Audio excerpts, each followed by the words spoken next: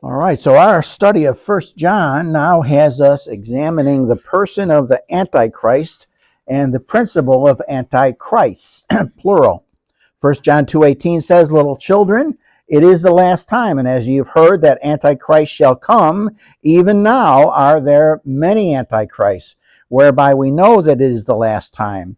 Verses 22 and 23, "Who is a liar but he that denieth that Jesus is the Christ? He is Antichrist, that denieth the Father and the Son.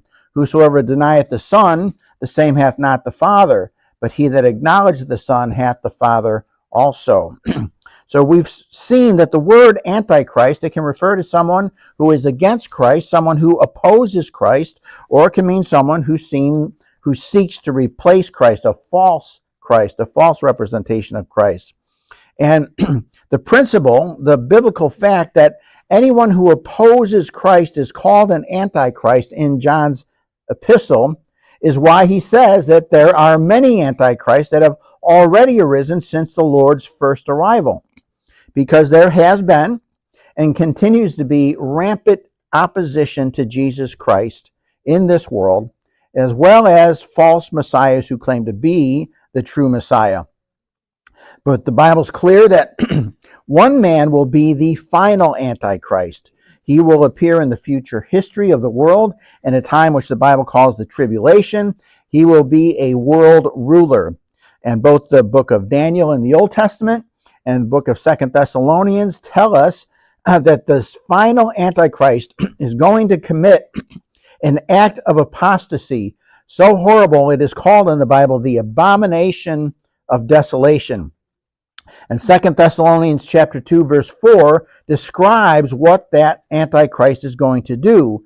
2 Corinthians 2:4 says, "Who opposeth and exalteth himself above all that is called God or that is worshipped, so that he, as God, sitteth in the temple of God, showing himself that he is God." That is the abomination of desolation. Daniel chapter 9 tells us that the nation of Israel is one day in the future going to sign a treaty of protection with the man who is the Antichrist, believing him to be their Messiah, their protector. And he's going to make it possible for the nation of Israel to rebuild their temple. That has been their desire as a nation since 70 AD when it was destroyed, and through all of the centuries in between when they didn't have a nation, and since 1948 when they were reformed again as a nation. It has been their desire to rebuild their temple. They have been unable to do that because of the Muslim occupation of that area where the Muslims have the Dome of the Rock mosque there. But the day is coming when, as a part of this 7-year treaty with the Antichrist, though they won't think him to be the Antichrist, Israel will be allowed to rebuild their temple. But the Antichrist is going to then eventually set up a throne in that temple, and he's going to seat himself on that throne and declare himself to be God. And at the same time, he's going to issue a command that requires everybody in the world to worship him. Absolutely everybody. And this is going to happen, we know, at the midpoint of this 7-year treaty. 3.5 years into it, he commits what Daniel 9:27 calls the abomination of desolation. And Jesus himself specifically referred to this in the Gospel of Matthew, chapter 24, verses 15 to 18. Jesus is speaking and he says, "When ye therefore shall see the abomination of desolation, spoken of by Daniel the prophet, stand in the holy place, whoso readeth, let him understand. Then let them which be in Judea," which is southern Israel, "flee into the mountains. Let him which is on the housetop not come down to take anything out of his house, neither let him which is in the field return back to take his clothes." So the Lord has instructed the Jews who will see the abomination of desolation take place, that when they see the Antichrist declaring himself to be God and setting up his throne in God's temple, Jesus has said, when you see that, run. So we have explored the question, well, where are they going to go? To where are they going to run? And I said, I believe, for many reasons, that they're going to run to the amazing rock city of Petra, Petra, the word means rock. Petra is a deserted mountain city carved out of solid reddish-colored rock located about 170 miles east of Jerusalem, south of the Dead Sea, in the modern-day country of, does anybody remember where it is? Jordan. It's in the country of Jordan now. The city, it was carved out of solid rock about 2,000 years ago. So stop and think about that for a second. Here is Jesus in Matthew 24 telling the Jews, when you see the abomination of desolation take place, run to the mountains. Where are they going to run? To a city that at that moment was just starting to be carved out. About 2,000 years ago, a civilization called the Nabateans lived there. We don't know where they came from, but they lived there for about 300 to 400 years, the whole time carving out dwellings and temples and caverns all through this rocky mountain area to build an entire city out of solid rock. And then the Nabateans, about 300 or 400 years after getting there, suddenly disappeared. Nobody knows where they went. Nobody knows where they came from. They were there. They built the city. And at the time that they were just starting, Jesus was already given the instruction, when you see the abomination of desolation, run to the mountains. So that city has dwellings and temples and caves and tombs. It has its own underground water supply, and it is a fortress because of where it's located. First of all, it's in a mountain, and the only entrance to the city is through a narrow ravine that is almost a mile long and only 10 to 30 feet wide. And it has rock walls on either side. Those rock walls are anywhere from 100 to 500 feet high on each side. So this tiny ravine, it's easily guarded and can even be blocked off with a couple of sticks of dynamite at the entrance, would cave the whole thing in, and nobody's getting in, nobody's getting out. So Petra would be a very safe refuge for these fleeing Jews. So we looked at the biblical evidence that Petra is the place where the remnant of Israel will flee to escape the Antichrist. Psalm 108 verse 10 says, "Who will bring me into the strong city? Who will lead me into Edom?" And Edom is the ancient name for the land where Petra resides. And the strong city of Edom is the city of Petra. We looked at Isaiah 26 verse 20, which is a well-known passage among the Jews, commonly believed to be speaking of Petra. It says, "Come, my people, enter thou into thy chambers." And Petra is full of chambers and caves. It says, "And shut thy doors about thee, hide thyself, as it were, for a little moment, until the indignation be overpassed." The indignation is how it's referred to there. Now that's an interesting word. It's the Hebrew word za'am, and it's used 22 times in the Old Testament, and it's always referring to the time of God's wrath, God's indignation being poured out during the tribulation time, when God releases his wrath against those who have rejected him. So Isaiah 26:20 says to the Jews, hide in this place of caverns, chambers, until the indignation is overpassed. The Lord also spoke about God pouring out his indignation during the coming tribulation in that passage in Matthew 24 that we've been looking at, because verse 21, Jesus says, "For then shall be great tribulation, such as was not since the beginning of the world to this time, no, nor ever shall be." So this last 3.5 years are the worst trouble that the world is ever going to experience. We've never had a time as bad as it's going to be. There will never be another time as bad as that's going to be. So there's going to be this mass exodus out of Jerusalem and Judea, southern Israel, when the man of sin sits in the temple of God, declares himself to be God, and this remnant who flees from Jerusalem in southern Israel, they are Jews who are believers in Jesus. Because this instruction to flee to the mountains, it comes from Jesus. So there would only be believers in Jesus who would be fleeing, who would run. They've accepted him as their Messiah.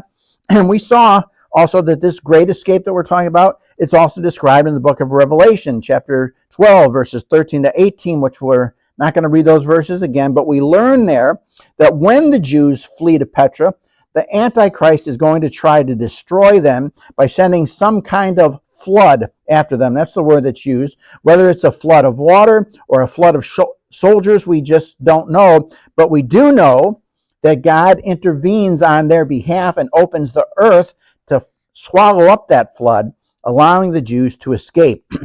So Israel ends up in the place where she's to be protected and cared for by God. What direction is that place? Well, where are they going to run? We learned that they can't flee to the south to Egypt because Daniel 11:42 tells us that the Antichrist will have power in Egypt, so they can't go south.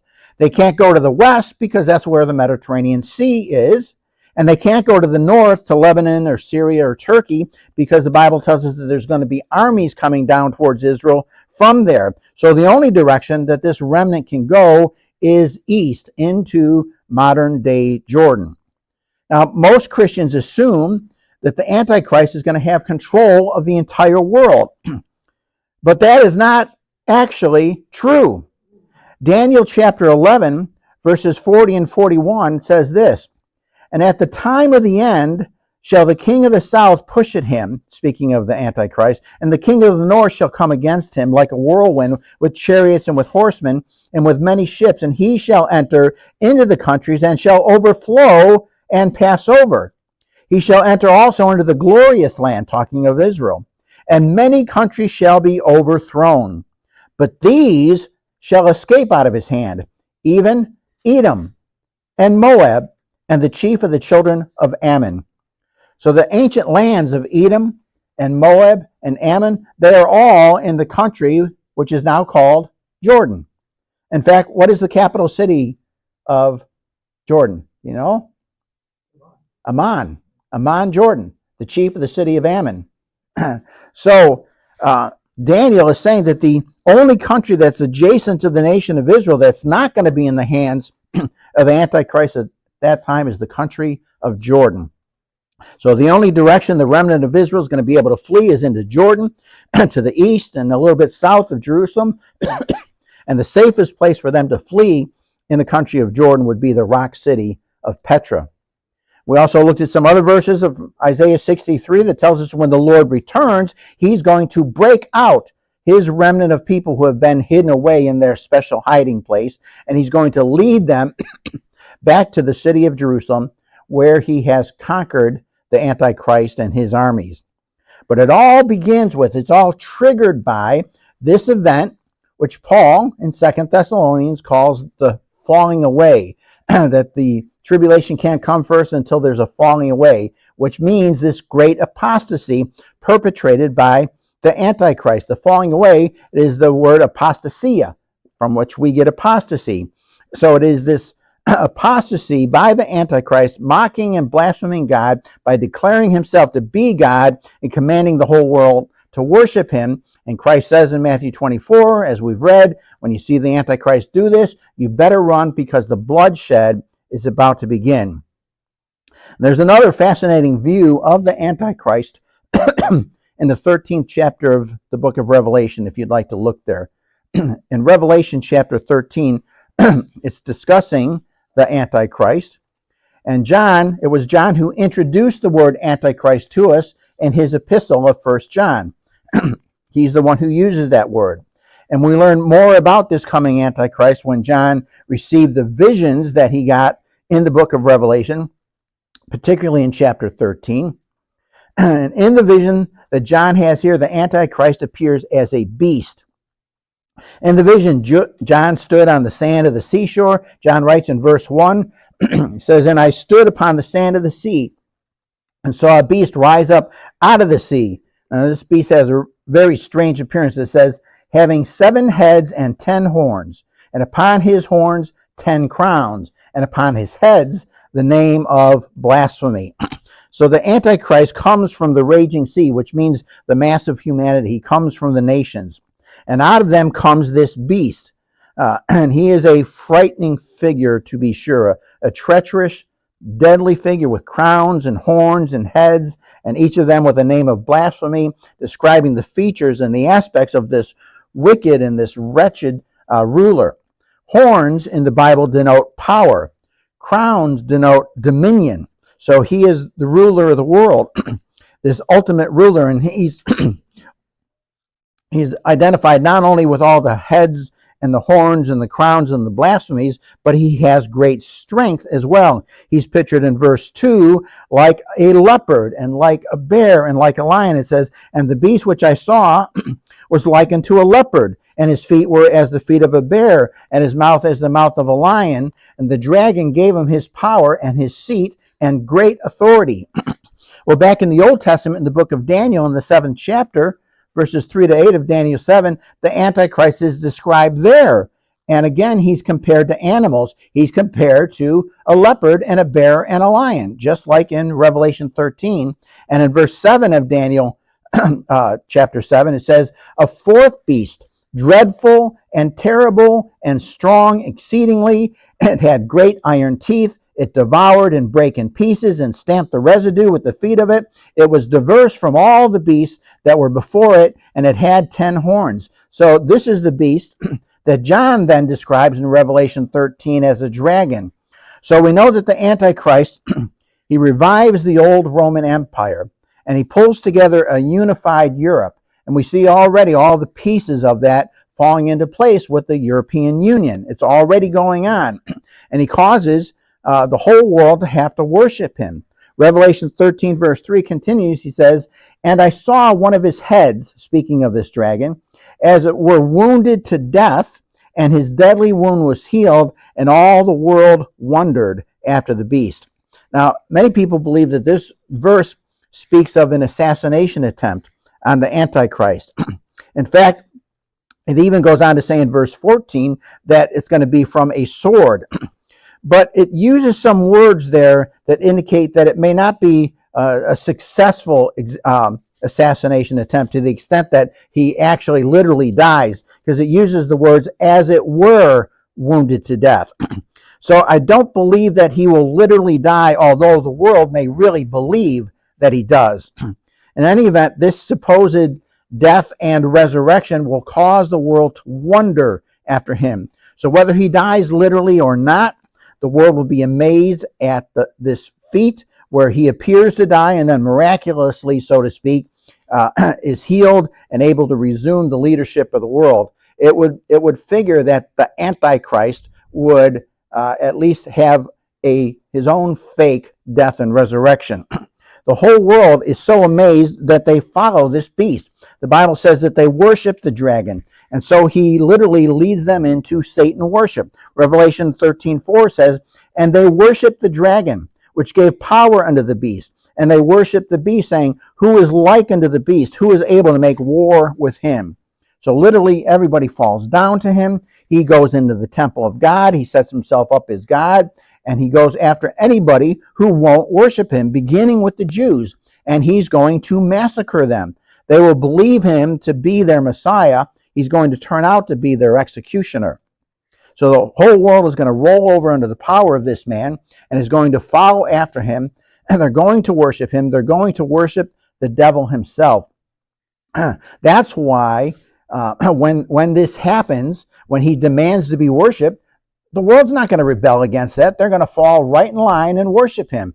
That's why the great tribulation begins. That's where God pours out his final indignation on those who have now not only just said, well, we're not going to worship you, we are going to worship this guy.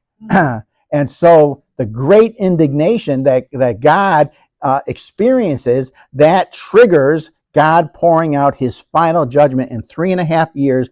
3/4 of the world will be dead. The oceans will be dead.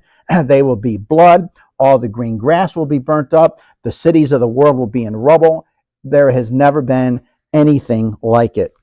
Verse 5, it says, and there was given unto him, speaking of this dragon, a mouth speaking great things and blasphemies, and power was given unto him to continue 42 months. How long is 42 months? 3.5 years. Yep. He's going to be given authority by God to speak and to act for 42 months, 3.5 years, and he's going to use that 3.5 years to stream a constant, unending flow of blasphemies out of his mouth. For 3.5 years, he's going to blaspheme the true God and the true Christ. And so I'm reminding you, during the time of the tribulation, people are going to believe. People are going to get saved. The gospel is going to be preached by 2 witnesses, and then preached by 144,000 Jews, and preached even by an angel flying through the heaven. All of that's found there in Revelation. So there's going to be a mass of people who believe the gospel from every tongue, every tribe, every nation, and those who believe, they will be the targets of the Antichrist. He's going to make war with them. And the Bible tells us he's going to overcome them. Verse 7 says, "And it was given unto him to make war with the saints and to overcome them, and power was given him over all kindreds and tongues and nations." So he's going to declare, you worship me or you die. And the Bible tells us that that's going to be the case. And multitudes and multitudes and multitudes of people who come to Christ during the tribulation time, they are going to lose their heads to the guillotine.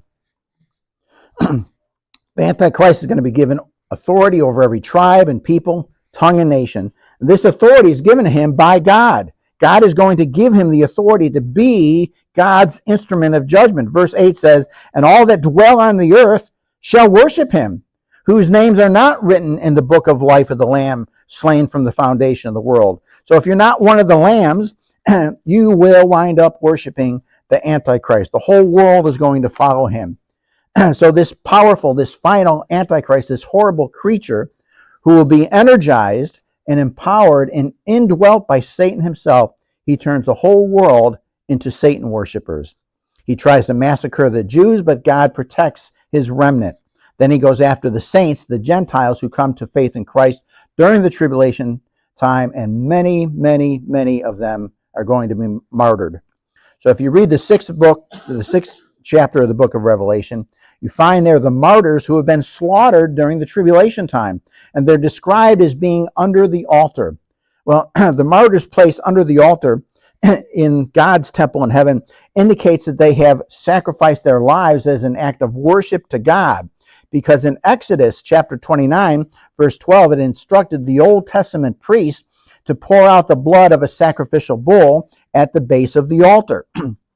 And so it was a sign of a sacrifice to God. So it's not surprising to find the martyrs under the altar. They're praying to God in Revelation 6. They're saying, "How long, O Lord, holy and true, dost thou not judge and avenge our blood on them that dwell on the earth?" They're saying, how long are you going to allow the Antichrist to do what he's doing?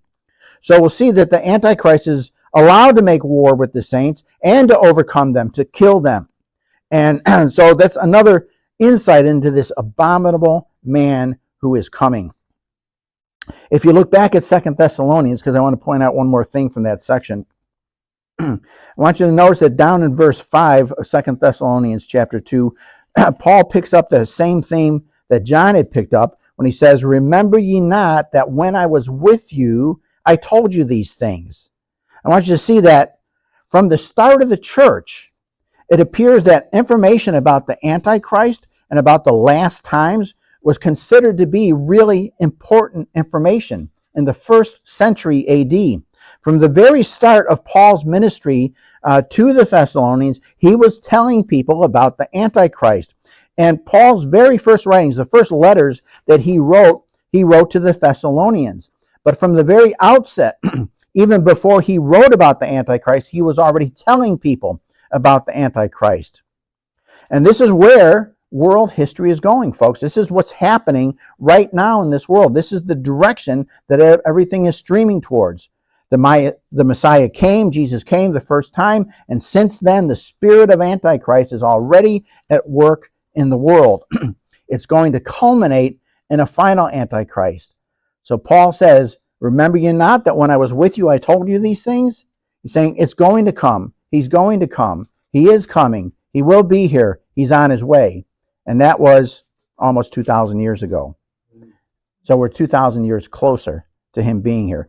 For all we know, the man that's going to be Antichrist may be alive right now. He certainly is not known. He won't be known until that 7-year treaty with Israel gets signed. But he very well may be alive right now, for all we know. So he's coming, and we are out of time. So let's have a word of prayer, and we'll finish this next week.